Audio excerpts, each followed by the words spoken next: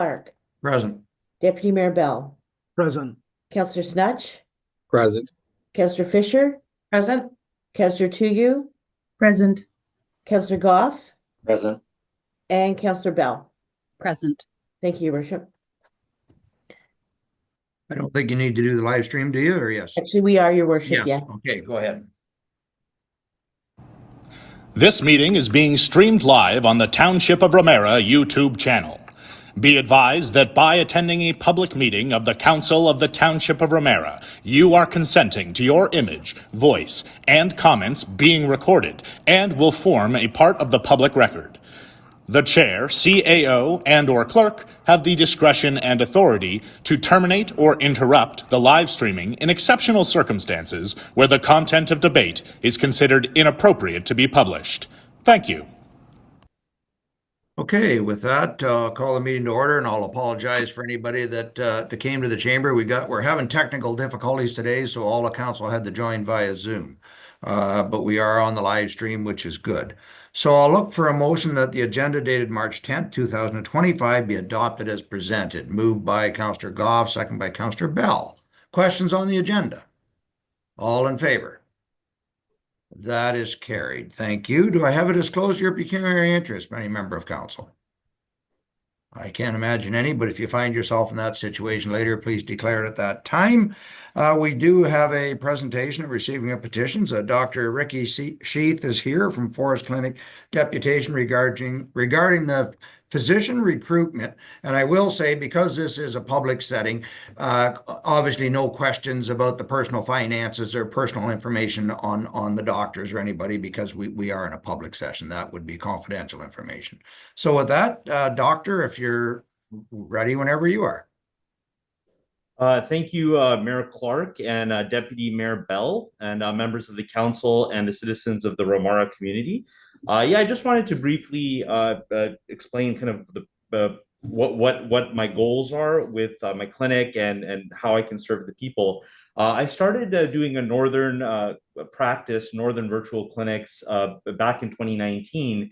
And my main focus is just to help the people that are underserviced in the north. My main practice is actually in Richmond Hill. That's where I'm based out of. And I have my own practice here. But since about 2019, I recognized that there was, a tremendous need from the people in the north. And so I did set up a virtual clinic at that time, and we would help the people in the north. And I was very touched by the kindness and graciousness of the people of the north. And over time, I just wanted to help them as much as possible. So that's why we've set up this practice. And the way the practice works right now is we have on-site staff. We have a team of secretaries. We have a team of international medical graduates who are physicians that are not licensed here, but they are physicians that I supervise. And essentially, they provide on-site services in conjunction with myself. And then essentially, we provide full service care. So we do anything a family doctor does. And in fact, I'm actually even rostering patients now. So I'm actually signing them up and attaching my name to them and committing to them for long-term continuity of care. And we provide all services that a family doctor would provide. So that's what my goal is. My main drive in the north is ultimately just to help people. There's no other drive aside from that. And that's what we've been doing. And we've been getting good feedback. I've been very happy with my patients up there. They're very, very kind and appreciative of the services that we're offering. And that's what we want to offer now at this point, the Ramara community. There are a few things that we're requesting to see if that essentially that if you could offer that to us, it would help our cause, especially in the context of two doctors that we've recruited from the UK that are coming. They're general practitioners with lots of experience, and they're also excited about coming and also serving the community as well. And essentially, the model is going to be like a group model where we all work together, three of us, to again roster more patients, serve the people of Ramara, sign people up, actually sign them up, not do just walk-in, but actually sign them up and be their family doctors. And the long-term vision is to recruit more doctors over time so that essentially everybody can get a family doctor in the Ramara community. So that's kind of my overall goal here. And some of the things that we're requesting today, which I think Angie will go into in more detail, will facilitate that goal, basically.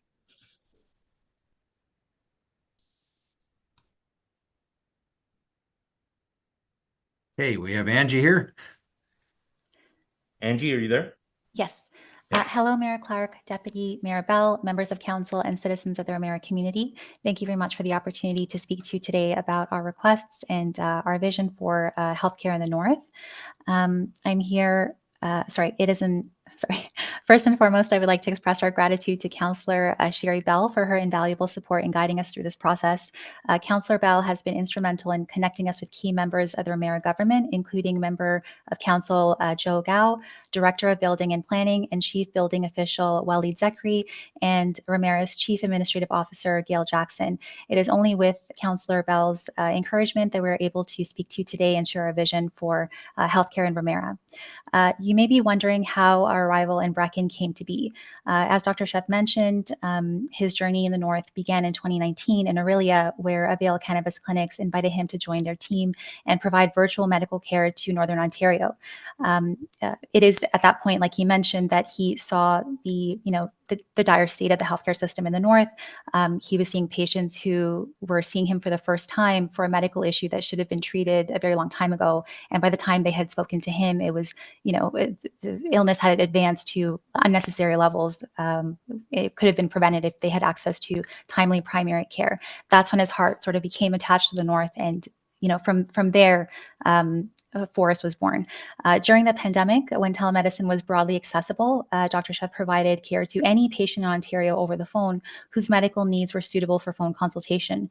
However, in December 2022, once the government revised its policies on the OTN, which is the Ontario Telemedicine Network, which enabled us to do video care in the North, and also they made policy changes to phone care, Dr. Sheff found himself frustrated by his inability to continue serving the North as he had before. So this happened in, I believe, December 2022, and he made the choice to open the Forest Walk-in Clinic in Orillia in October 2023. So with a strong commitment to providing high quality medical care, he opened Forest Walk-in Clinic in 2023. In just 1 year, the clinic treated over 10,000 individual patients. This was not just a cold and flu clinic, it was a full scope medical facility providing comprehensive longitudinal medical care. Patients traveled from Bracebridge, Gravenhurst, and Midland seeking the care that they could not access elsewhere, particularly after hours and walk-in services. Our clinics were open Saturday and Sunday and also in the evenings. Our clinic diagnosed numerous cases of cancer in this 1 year, managed dozens of first trimester pregnancies, and assisted patients in navigating government grants, disability tax credits, and WSIB claims. So that would involve the exhaustive, comprehensive 10 to 20 page forms, for the Canadian Pension Plan, for, as I mentioned, ODSP, and there's also the disability tax credit. These forms are very comprehensive. They take half an hour to an hour per patient. And normally a walk-in clinic would not offer this service. They would just say, go to your family doctor, or just say, we just can't help you here. Unfortunately, due to a change in ownership of the building in Orillia and a reallocation of the space we needed to operate effectively, we had to relocate on short notice. That relocation brought us to Brecken. We are happy to provide further details about this transition in a closed session if requested. So our vision for healthcare in Ramara. Just bear with me for one moment. We recognize that— There's supposed to be a video here. I'm not seeing a video. Well, I'm working from my desktop computer. I don't have a webcam. It's a desktop computer setup. Sorry about that. Sorry, just bear with me. We recognize the great work being done by good doctors and the invaluable medical care they've provided the Ramara community as well as the greater Northern region. We look forward to supporting their endeavors and adding to the access, the primary care access that they've already provided, and just enhancing care overall. The more doctors present in Ramara, the more facilities, the more organizations there offering medical care, the better, right? So that is, we do thank them for their care, and we hope to add to the great service that they provide. In order to achieve our also I should mention the 2 UK doctors that are coming, they were actually contracted back in August 2024, it does take a very long time for for doctors to go through immigration and have their, have them licensed. They're already licensed in the UK, but to get them licensed in Ontario and go through all the, processes for that, that does take several months. And so that's why it was quite a bit of a wait for them to come. I think they're coming April 15th of this year, so in just over a month. When they arrive, they will be enrolling 2,400 patients each. So they'll be providing family practice care in person, as well as walk-in care to the greater community when available. It depends on the scheduling. They are both contracted to work for 2 years at the location that we choose. So it's going to be Brechin, and they are contracted to work 3.5 days per week each. So together they will cover the 7-day work week. And also Dr. Sheth will be providing virtual support in the background for patient overflow or for, minor cases that can be dealt with over the phone so that patients don't have to travel into the clinic for, let's say like a normal chest x-ray or something, like a normal test result. So they are contracted to work for 2 years. We do have a few incentive plans for them to have them stay for longer. It does take a lot of investment, not just financially, but also in terms of time and training and helping them get acclimated to our new jurisdiction, a jurisdiction that's new to them. So that will be hundreds of hours over the next 2 years that we'll be investing in getting these doctors acclimated here. We want our investment to pay off. We want them to stay for the long term. And so we do have a few ways that we'll be incentivizing them to stay, but for that, we do need your support. So these are the requests that we have for you. The first request is a request for financial support for physician recruitment. They've already been recruited, but at this point, we are looking for assistance in helping them obtain accommodations, or at least obtain funding for accommodations. When they were originally contracted in August 2024, their plan was to live in Barrie and commute 30 minutes to Aurelia. They had some set up there in Barrie that would have, made their transition easier. When we suddenly had to move to Brechin, that would have turned their commute from Barrie to Brechin. It would be about an hour or 2 hours round trip every day. These doctors, they live in England right now. They're used to a very short commute. Maybe they walk to work. We haven't actually asked them that, but I'm sure their commute is very little or very short. And they moved to Canada for a higher quality of life, not to have a lower quality of life with a 2-hour commute every day. So it's not sustainable for them long term for them to live in Barrie and then commute to Brechin every day. So in December, when this transition happened to Brechin, we had to recalibrate. They had to recalibrate. It was a little bit stressful at that time. I'm sure by now, since they're coming in about a month, I'm sure they've already found their accommodations. But when we first approached Sherry with our request, or when we had met her and connected over what had happened in December and what our plans were, she was very helpful and enthusiastic, and asked if there was anything that the Ramara community could do. And we had said, well, if there's any way that you can help with our doctors relocating to Brechin, that will really take some stress off their shoulders, because that was a point of time where they didn't know where they were going to live, and if they would even be able to move to a place as far as Brechin, as remote as Brechin. And even for a period of time, we thought that perhaps the contract would fall through. Luckily, that has not happened. They are fully committed. They are definitely coming April 15th. All the fees have been paid. The licenses are, they've been licensed by the CPSO, the College of Physicians and Surgeons of Ontario. They have their Ministry of Health billing numbers. They are absolutely ready to go, and they're excited to come. I believe that the doctors are also following a lot of Aurelia and Ramara pages on Facebook, because sometimes when there's a post about the physician recruitment or about a particular meeting, they send us screenshots because they're excited that, Ramara is excited about their arrival. So if there's anything that Ramara can do in terms of providing funding for their accommodations, it would be much appreciated. We do recognize that there is overall lack of services in the north. So what I mean to say is we don't want a situation where you're helping these physicians settle in Brechin and Ramara, and then we're spending most of our time servicing patients from very far away, and those communities have not contributed to these doctors settling in the region. So if they do receive funding, we would be very happy to allocate, a large amount of family practice spots just for Ramara residents, and we can control that by creating like a catchment area and enrolling patients based on their postal code. And you can let us know what postal codes you'd like to be included in the catchment area and what you would not. We can't. We're willing to go as high as 80% enrollment spots allocated just for Ramara residents. We can't go to 100% because we've already enrolled several hundred patients from Aurelia before we moved to Brecken, and some of them did de-roster and they wanted a doctor who's local in Aurelia, but several hundred of them actually have stayed with us. So that's why we can't say 100% of the allocation will be for Ramara residents, but we are happy to provide up to 80% of family practice spots to your residents. So like I said, they're each going to be enrolling 2,400 patients. That is 4,800 patients in total. So we're excited to enroll all the citizens, all the residents of the area, and provide them with comprehensive longitudinal primary care. So that's our first request for financial support for the doctors. I should also say that, Dr. Sheth is a very transparent person when it comes to where the funding is going. Everything we're asking for in terms of finances is 100% for the UK doctors. We don't want anything.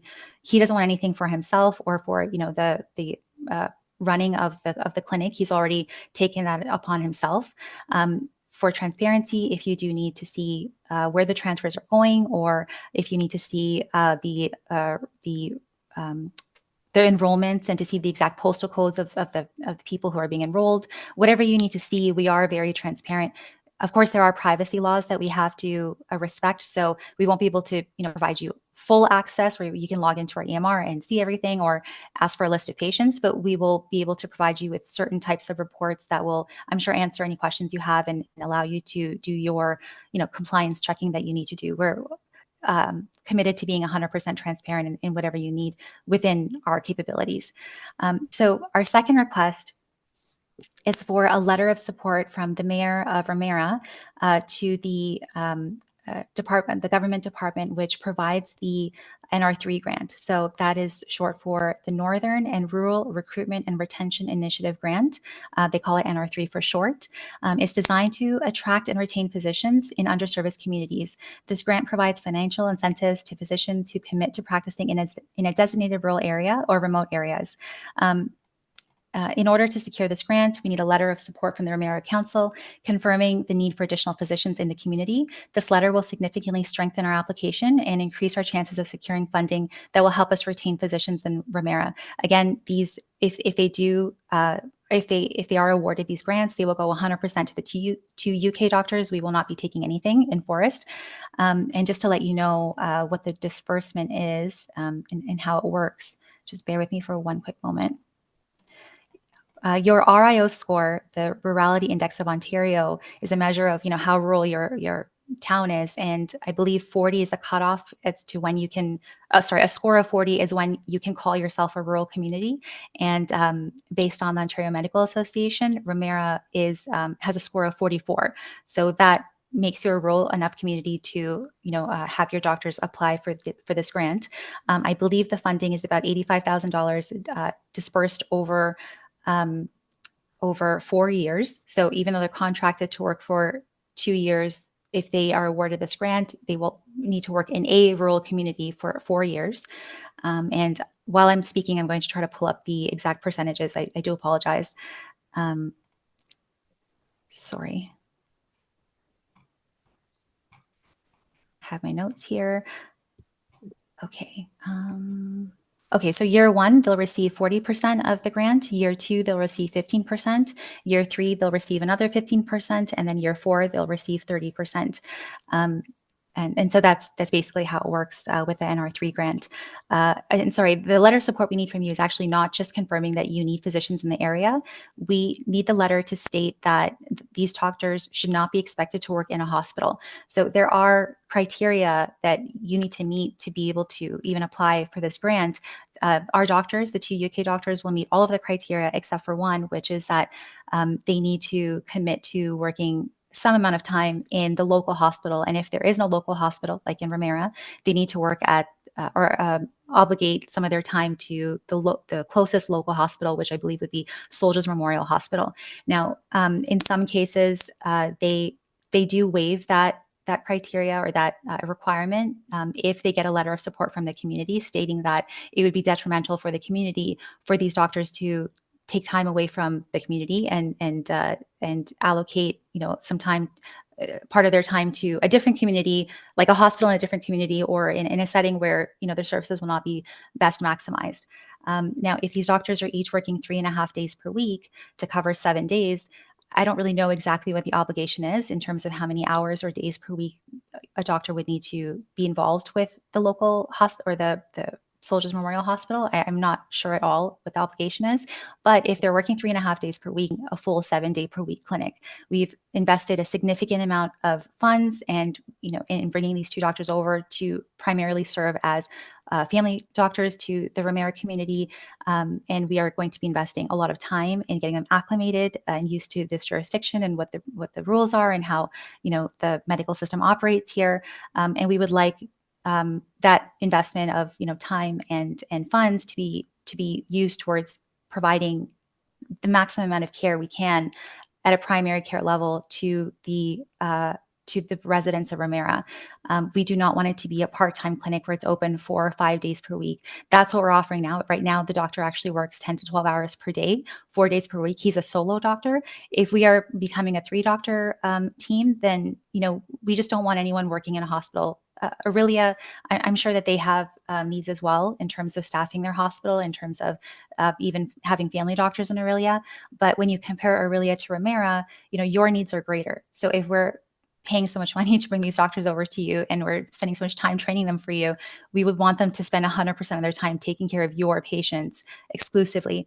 And so we ask that the letter from the mayor or from the council support our application for this grant for these 2 UK doctors, confirm that there is a great need for family physicians in Ramara, and also your support or your request that you're asking the NR3, the government department that disperses that grant, you're requesting that they please waive that one criteria for these 2 family doctors, that they need to obligate some of their time to the closest local hospital. So if that can be provided to us, that would be much appreciated. And then that takes me to our 3rd request. Just bear with me, just going back to my notes. So our request for a letter of support for a 3-physician family health organization. So this is going to get a little bit technical, but I'll do my best to explain.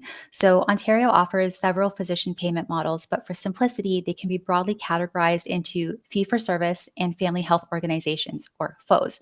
So you have fee-for-service or FOs. Fee-for-service, doctors are paid for each individual service provided. So if they see a patient for one appointment, they get paid for that appointment. But that is difficult. It's difficult to build. It's not sustainable long term for a family doctor who's settling in a community permanently for them to be, in a fee for service model. The alternative is the FO category, where it's a group based model where the doctors all work together to take care of each other's patients, provide maximum coverage throughout the week, including evenings and weekends. So much so that the patient should not even have to go to another walk-in clinic because the coverage and availability of that clinic is so great. And that is the best way to describe it in like layman's terms, or in broad strokes, would be the FO is more of a salary-based model, and the fee-for-service is more, just imagine like freelance work. Right. So it's not so much that one pays more than the other. It's more about stability and security. And one is good for, long-term settlement. They have a young daughter. By the way, I'm not sure if I mentioned, they are a husband and wife team that are coming, plus they have a young daughter. And so they will obviously be seeking a payment model that provides their family with the best security. If there is an illness in the family and they have to be off for 1 week, or if they want to take March break off to spend with their daughter, if you're in the fee for service model, that's a quarter of their income gone, but they still have to pay 100% of, like, the whole group has to pay 100% of their overhead still. Whereas if it's a FO model, then the doctors support each other and the salary stays the same. There are requirements, or there are obligations or expectations that the government has for anyone that's involved in a faux model. You do have to provide evening blocks. You do have to provide weekend blocks of time. You have to have amazing accessibility and availability to even get approved for a faux. Now, the reason why we need your support, or I should say, actually, this is probably one of the reasons why Ramara has not been able to recruit a physician in a very long time, is because if you don't have a faux set up in Ramara, it's going to be extremely difficult to attract physicians to your community, because if they're just coming in for fee for service, that means that they have to basically start a clinic from the ground up like an entrepreneur. So they have to build all the infrastructure just for themselves and commit to living an entrepreneur lifestyle, basically, which is, as all the business owners listening right now, they would know that when you're an entrepreneur, you work 365 days per year, because every problem is your problem. There is no real work-life balance unless you achieve some wonderful delegation process, but it takes a long time to get there. And a lot of doctors don't want that. They don't want to start a clinic. They don't want to start basically what is the business. They go to medical school to practice medicine. They have a passion for medicine. They don't want to go into business. And so if you're trying to attract physicians to Ramara and there's no infrastructure, there's no group model ready and waiting for them, they're not going to want to come, because the amount of investment in terms of time and money and sacrifices in terms of spending time with their family and years of their life, it is very difficult. It's not for everyone. Now, if you have a faux ready and ready to go with the 3 doctors that we're talking about now, like the 2 UK doctors and Dr. Chef, you can keep adding doctors over time. And it's going to be very easy, not very easy, but a lot easier to recruit physicians in the future. And truly, I'm not sure, our goal, our vision ultimately is to, after we bring the 2 doctors and get them settled, our vision is to continue bringing 1 family doctor per year from the UK every 1 to 2 years until every patient in Ramara and Aurelia are registered and connected with their own family doctor. So that is our vision. Whether it's, I'm not sure how many doctors that'll take, but that is Dr. Chef's goal. That is what he is working towards. And for that to happen, you would need to have an infrastructure or some type of group model for us to continue bringing doctors over and having them happy in a secure payment model. Another thing, if we don't have a full model, let's say these 2 doctors come and we continue with them in terms of fee-for-service or in the fee-for-service model, when the 2-year contract is up, it's almost a guarantee that they will leave our clinic and then go to Aurelia and join their faux or another faux in the area in the northern region. And it's not, we can't judge anyone for that. They really have to do what's best for their family. If the faux in Aurelia provides security, or any faux provides security, and the fee for service is unstable and kind of like a freelance position, obviously they're going to go where their family is the most secure. When I say it's a guarantee they'll leave in 2 years, what I mean to say is hopefully they'll stay. Hopefully they'll have attachment to the Ramara community.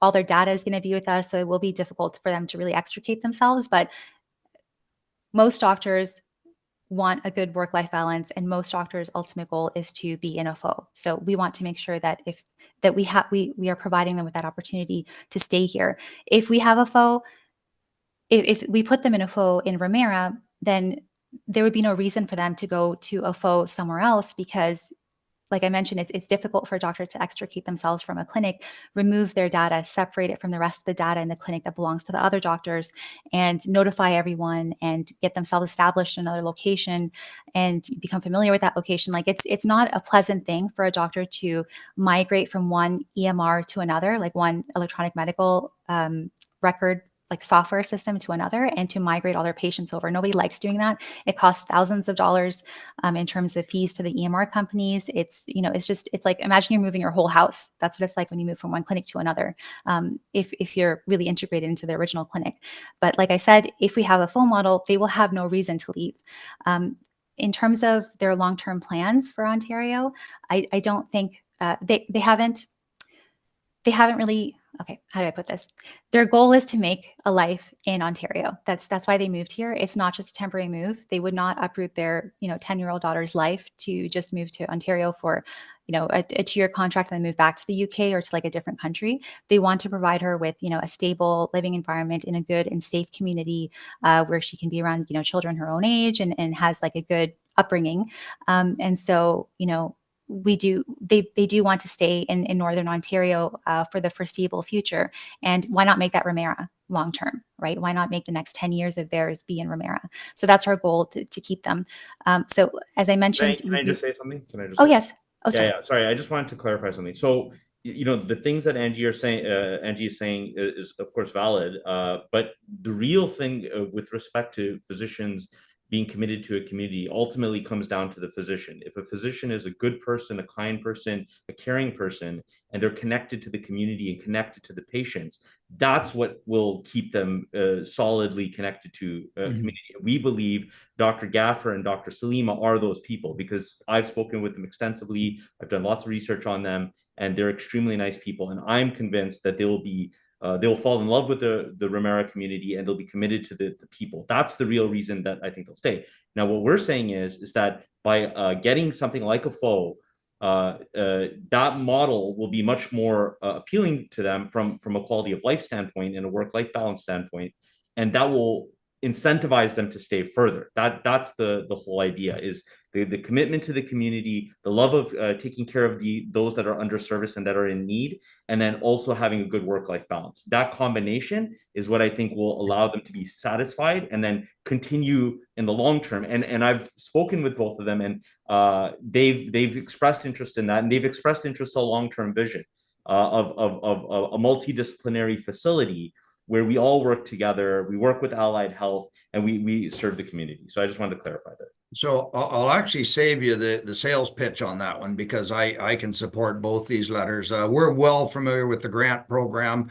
It's one of the reasons why we got angry with doctor recruitment, because they weren't applying the fact that there was, $85,000 available to doctors that come to this area. So Yeah. council fully in support of the letter that we can apply for this grant. We are an underserviced area. And the FO, we were actually hoping to partner with somebody to create, to share a FO with, and that's what we were looking at. And that's why we had money set aside in the budget so that we could get a clinic open here, partnering with somebody else. But if we can get our own, even better. So The Ramara FO, the Ramara Family Health Organization. Mayor Clark, I'm your man. I'm the guy that will do it with you. And listen, I've been working for about a decade. I have a lot of experience. I have a lot of experience about in terms of leadership, organizing clinics, clinic flow, running a clinic. If I have a facility and you put me to it, I'm the guy that will do that. And we're already doing it. And with your support, we'll have a great partnership, work together, and I think that a lot of people will be serviced and be happy. Yeah. So I'll open it up to council here in a second. You did answer one of my questions. I was a little concerned with a 7-day a week and 2 doctors, young family. When are they going to spend time together? But then it is a 3-doctor clinic. So you will be filling in some of that time so they can actually get time off together as a couple, which was one of my concerns. Yep. You did mention you have a clinic there now.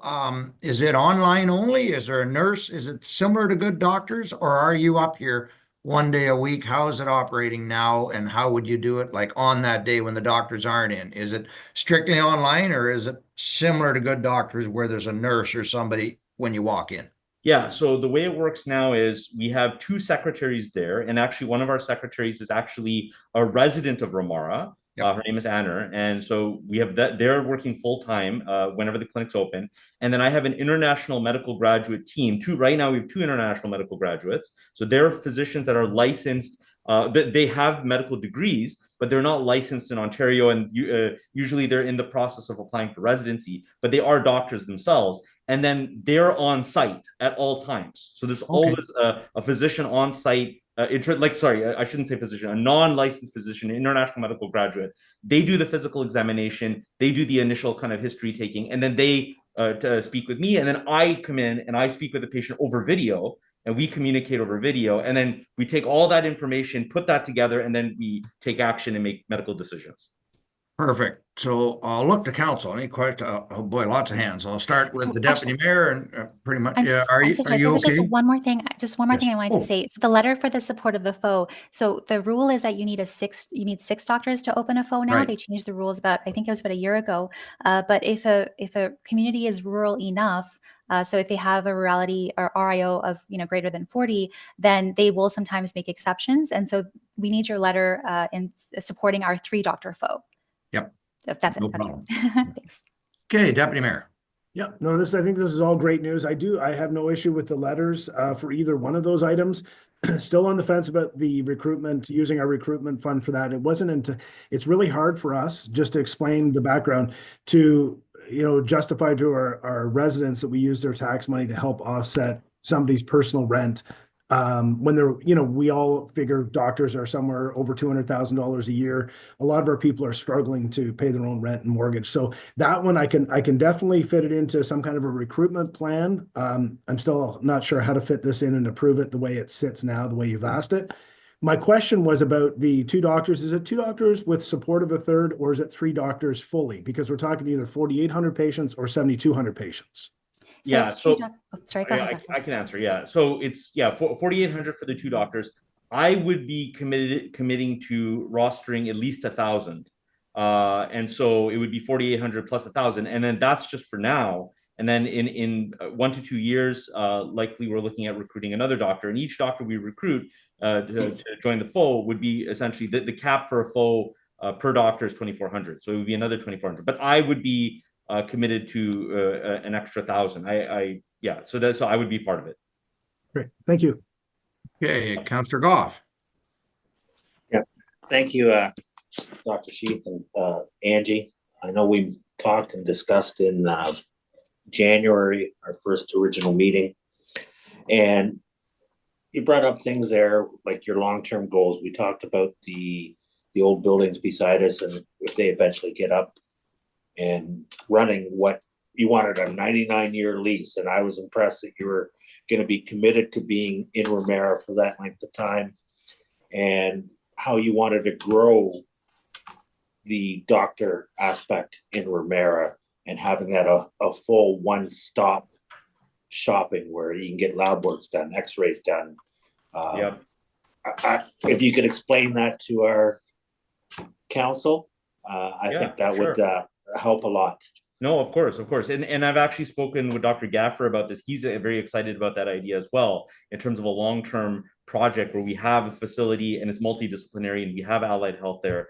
One of my colleagues I've known for 25 years is actually a radiologist who practices at Royal Victoria in Innisfil as well, Dr. Sidhu. So he could bring radiology. I'm very well connected in the medical community. So building a multidisciplinary facility like that would be no problem. Obviously, it's a long-term project. It's not going to happen overnight. But I like your idea about essentially having a place where somebody can go and essentially do everything they need to do. If they need to do imaging, x-ray, ultrasound, if they need to do blood work, women's health, pap tests, things like that. So obviously we would need space for that. That's more of a long-term project and something we want to evolve to. But that is something that the UK doctors are also very excited about, that potential. And again, that goes to further the notion that we want them to be committed to this area. And if they have something like that to look forward to, like to essentially be business partners with myself, and we're all kind of working together, there would be more drive for them to be kind of committed to that area and stay in the long term. So that's an exciting thing, and I'm very much looking forward to something like that. And just to add to that, when we had mentioned a very long-term lease, I think I had mentioned just offhand, if you can give us a 99-year lease, give it to us, because we just want we want to work, we want to settle somewhere, and just give us a place, and we will be able to do our job. So when I said 99-year lease, what I meant was that we want to build something that will outlive us. It'll be, a healthcare hub in the community for generations, for hopefully hundreds of years. It's not about us. It's about creating a long-term sustainable healthcare project for the community. Yeah, no, I understand that, Angie. But when you said 99-year lease, that means you're in it for the long term. Oh yes. Yeah. And I like that, because we can actually move forward here with something that's going on for decades, where we don't have to worry about healthcare for our residents Mhm. in Ramara Township. And- It's looked after for decades. We haven't committed to anything in those buildings other than a grant to try and Yeah. relocate them. But boy, if it's a medical center, a lot easier to get grant money. So that is on our radar for the next year. Again, we're waiting to hear from the one. If not, boy, certainly could reapply and make something happen. Councillor Fisher. Thank you, Mayor, through you. Thank you, Dr. Sheath and Angie, for coming today. It's really exciting news. Before I ask my question, I just want to point out the fact that we have a lot of communities in Ontario that are begging and pleading and creating physician programs, trying to recruit, and we have doctors coming to us wanting to be here. So that's a really exciting opportunity. And I don't think we should take that for granted as a council when we make our decision. My question, Dr. Sheath, and maybe it's something you can answer openly, or maybe it's something that is best to be brought into closed session at a later date when we start having further discussions. But you had mentioned that you had these two fellows in there right now. Sorry, maybe not fellows, I don't know what the right term is, working and then connecting with you through the OTN process to finalize care with patients that you have. Is there an intent on keeping individuals, whether it's these ones where they go through the process of being able to practice in Canada or more, moving forward? So as well as the complement of you and the other two physicians, is there opportunity to have additional care through some type of fellowship? Yeah, I know what you mean, Councillor Fisher, and no, it's a great question. Yeah, 100%. I always try to make sure that I have a very good relationship with the international medical grads I work with, and I tell them that, listen, when you, first of all, I would support you. Obviously, if they're doing good work, I support them through the residency process and licensing process. If they need a letter from me, any support from me, I do that. And then once they actually graduate, you know, some of them say that, hey, you know what, they get connected to the people of the North, and they like us, they like the people, and they say, you know what, I want to come back to that community, and I would be absolutely open to that, and I do kind of imprint that in their mind. I kind of try to put that in their subconscious so that they think that. Now, I want to be totally honest with you, Councillor Fisher, that you know, when a physician graduates, their world is their oyster in the sense that they could go anywhere, right? And there's a million opportunities. If you just go on if you want to get an ID, I mean, you guys probably know about it, but for anybody listening, if you go on HFO jobs and you log in, there's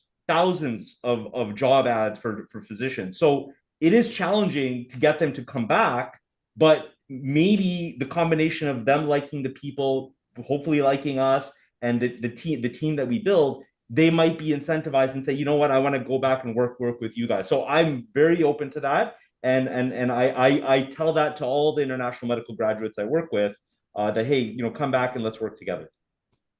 I appreciate, if I may, Your Worship, I do appreciate certainly, and whether it's the two individuals that you have at present, or just to be able to continue having these doctors, because of course we know it's not having a doctor isn't just a Ramara problem, isn't just an Ontario problem.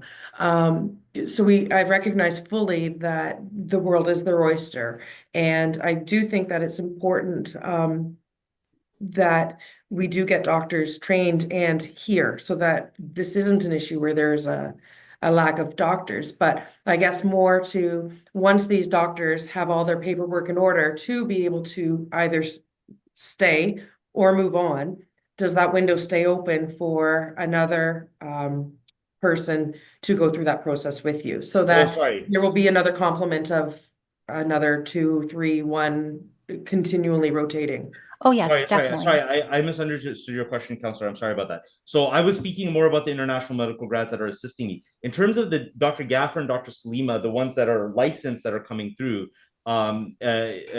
yeah, the answer to your question is yes. Like we talked about how we would get them to stay beyond the contract. And then while they're here, we would already start working on getting more doctors to come. I think I hope that I answer your question. We do want to facilitate that process.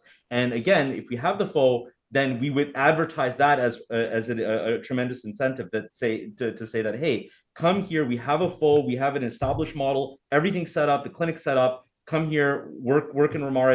It's a beautiful community, and then we would essentially slowly recruit more doctors until we essentially serve everybody. I hope I'm answering your question, Council. And just to clarify, when it comes to the international medical graduates, when we so they're basically people who already have medical degrees, like they're Canadians who got international medical degrees and then they came back to Canada and they're waiting to complete the final step in their educational career, which is, or in their academic career, which is to obtain a residency spot. Once they complete the residency, then they become fully licensed physicians in that jurisdiction.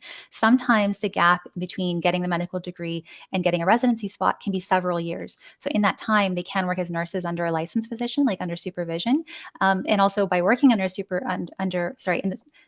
a licensed physician, it actually increases their chances of getting into a residency spot. So at our Aurelia location, we had a IMG named Sammy Osman.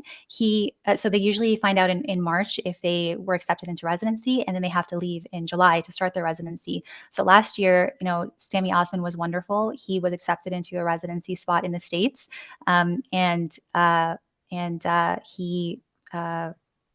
we did find another IMG to take their place. So that rotation will always be there. So once they kind of graduate out of us and go into the residency spot or go start their residency, we'll always have IMGs that are coming in that Dr. Sheth is personally choosing, training, and, sort of helping them increase their chances of obtaining residency and finishing their medical education.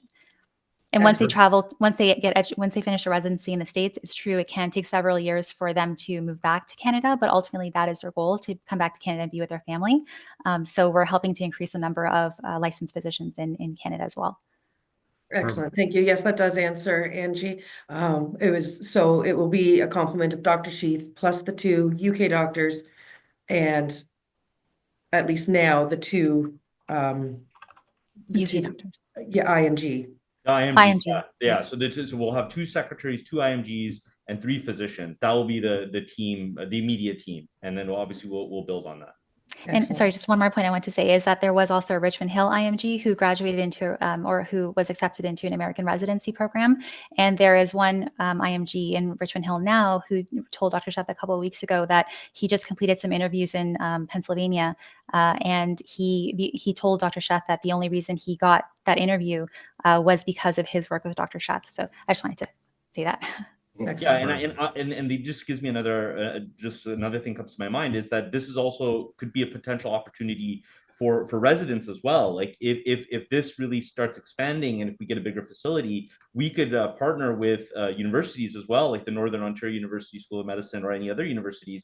And if we want to actually bring residents in to join the team, help us, but also to train them. And again, I'm very well versed in training medical practitioners. That could be another thing that could be a great thing that we could do with this program. And that again, if we're training residents, if residents are seeing our community, then they may want to come back once they actually graduate. Okay, so I see the deputy mayor's got a hand before I go to you, Keith. So you're talking 7 days a week in this clinic. So I take it you've got like an after hours clinic. Is that what you're looking at for non-rostered parents or non-rostered patients, not parents? Is that what your model is looking at, or what are we seeing? Oh yeah, for sure. Yeah. So go ahead, Angie. Sorry. So if it's a fee-for-service model, the doctors can just make their own hours. They don't really have any obligations to the Ministry of Health in terms of after hours or evening blocks. But Dr. Sheth, in all of his practices and in his whole 10-year career, has always provided full weekend access and very good evening access. And so that is our expectation for the 2 UK doctors as well. I believe to start, they'll be working probably from 9 to 5, maybe 10 to 6, but also full Saturday and Sunday. Once we have the FO, then that's when certain obligations kick in. So an after hours block, I believe, is a 3-hour block. And so if the FO has 3 physicians, then there have to be 3-hour after hours blocks provided throughout the week. So with 3 physicians, you could have like maybe Monday, Tuesday, Wednesday evenings. So that would be from 5 to 8. And then or you could, stack them all into the weekend. But because there are 3 doctors and because Dr. Sheth already works full evenings and weekends, even if the UK doctors are, not able to provide all the weekends and evenings, he will be able to provide that support himself. You may have heard when some patients are talking about Dr. Schacht, they'll say, "Oh, is that the doctor that calls like really late at night, like 9:30 at night?" Yeah, that's how late he works. He wraps up his patients and then whatever in person, and then whatever is left at the end of the day, he just calls patients and finishes up their requests. And yes, sometimes they will receive calls at like 9:30 or 10 o'clock at night. Okay, Deputy Mayor. Thank you, Your Worship. Through the mayor, I'm just wondering, coming back to this, I know everybody's probably tired of me talking about it, but as far as the funding and using the recruitment and that we've put aside, the money that we've set aside for that, is there any way, I know there's a lot of expenses, including their airline tickets, their moving of their personal items. I'd be more inclined to be able to put my head around that as part of the recruitment and using some of that funding for that. Is that an option, or are you guys kind of just wanting it for rental? For So- rent. So to bring each doctor over, we did have to invest $40,000 per doctor. I believe. So altogether, it's $80,000 to bring these two doctors over. We've already paid out the $40,000. $20,000 is due in April 15th once they arrive on Canadian soil, and then the final $20,000 payment will be 6 months after their arrival.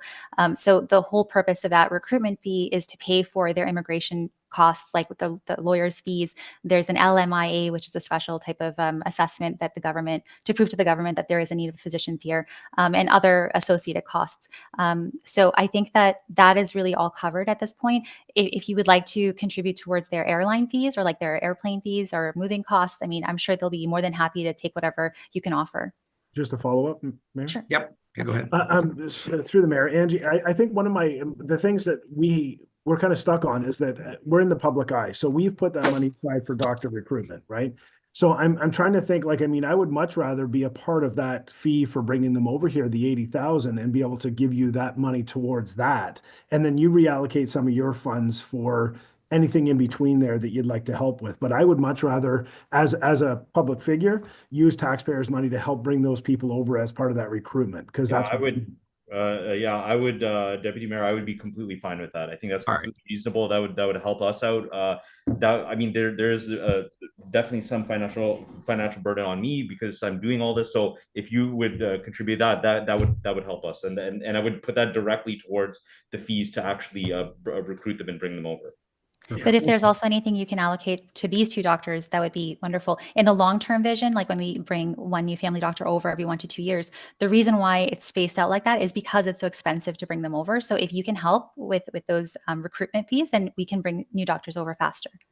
That'll certainly be part of our motion. We'll have to have staff do their due diligence, and there will be some of your financial information that we'll need to see. Again, confidentially, of course. Sure. It wouldn't be released to the public Sure. because it is taxpayer money, and we have to justify why we're giving Definitely. it, right? Definitely. Yeah, and I saw Councillor Bell's hand. Sherry, go ahead. Thank you. Thank you very much, Mayor, through you to you, Angie and Dr. Schacht. I want to say thank you very much for an excellent presentation and your kind words. And I also just wanted to say, please don't take my sitting quietly as any lack of interest. I'm definitely very, very supportive and interested, and was happy to facilitate being able to direct you towards the township so that this conversation can move forward.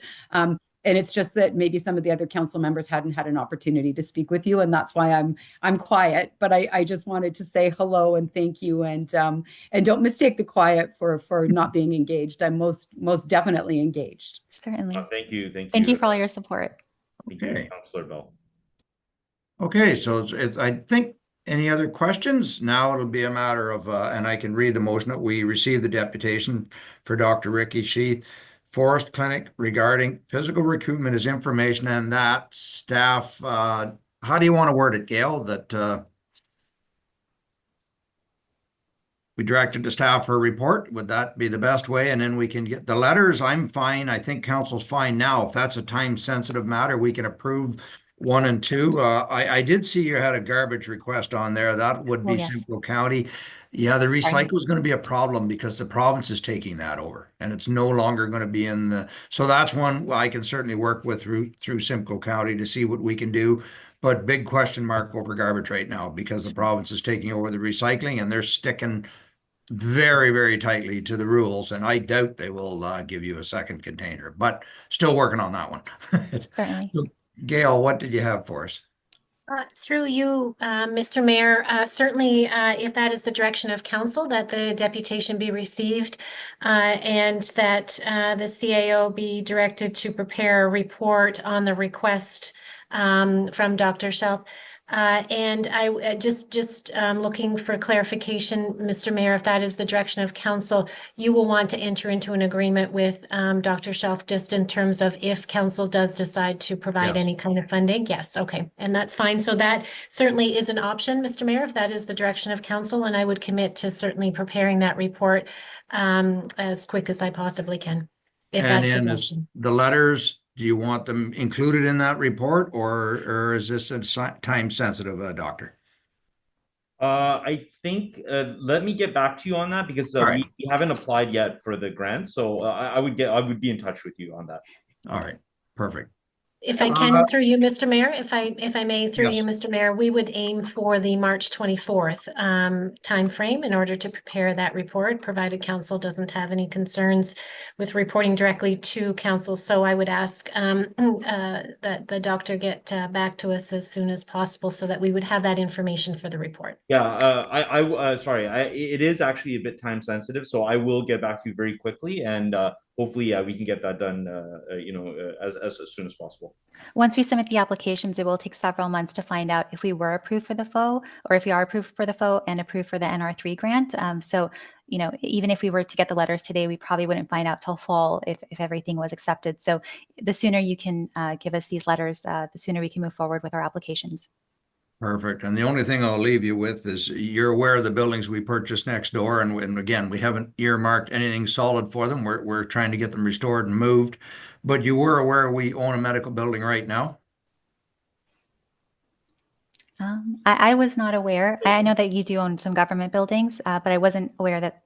I know that there's the Good Doctors building. Yes, but that's our okay. building. That Right. belongs to Ramara Township. Right. I mean, our goal is not to displace them because they are an invaluable, provider of medical care. So we want to add to what they've provided to the community. So, we have we're working with Brecken Pharmacy. They've provided us with a unit with 2 exam rooms. I don't think it's big enough for our long-term vision. So if, we were to add 2-3 more doctors over the course of the next 5 or 6 years, we would probably need a larger location for those for the family practice to function with all the doctors working simultaneously. And then we would probably stay with Brecken Pharmacy as like a walk-in clinic. Yeah. Okay, well, just putting it out there because I know when we brought Good Doctors in, we did make it very clear to them at the time that the building is for doctors and they're a great service. We love them. The people appreciate it. But, boots on the ground was always what we were looking for to have in that building. Okay, so can you read the motion, Madam Clerk? And we'll go ahead. And thank you very much for your presentation. Very informative. Oh, no, thank you. Thanks, Mayor. And thank you for choosing Ramara Township. Thank you for having us. We received the deputation from Dr. Ricky Sheath, Forest Clinic, regarding physician recruitment as information, and that the CAO be directed to prepare a report on the request from Dr. Sheff. For the March 24th, do you want to put that in? For the March 24th council meeting. Okay, moved by Councillor Goff, second by Councillor Bell. All in favor? Thank you, and thank you very much, folks, for attending today. Thanks a lot. Thank you. Thank you for having us. Thank you. Thank you. Bye. So I have the confirmatory bylaw that the bylaw 2025-15, a bylaw to confirm the proceedings of the special council meeting held on March 10th, 2025 be considered read a first, second, and third time and finally passed. Moved by the Deputy Mayor, second by Councillor Fisher. All in favor? That is carried. And now we adjourn at 12:58 p.m. until March 24th, 2025 at 6:30. Moved by Councillor Goff, second by Councillor Fisher. All in favor? That is carried. Perfect. How long do you folks want before we roll back into our committee of the whole? Grab a sandwich? Are we, having lunch first? Yeah, so we'll have to run it. There's none here. We'll have to run it and get it. How much? I think we can finish it up pretty quick. I don't think there's that much. Councillor Bell? I was just going to say, isn't there just 2 items? Because I think we can Yeah, just... we're in the home stretch, 2 items, and then the temporary zoning one. Yeah. Let's There's 3 or 4, but it'll be very quick. So just 10 minutes to make the switch over, then quick bathroom break, and then be back at. Why don't you give us 15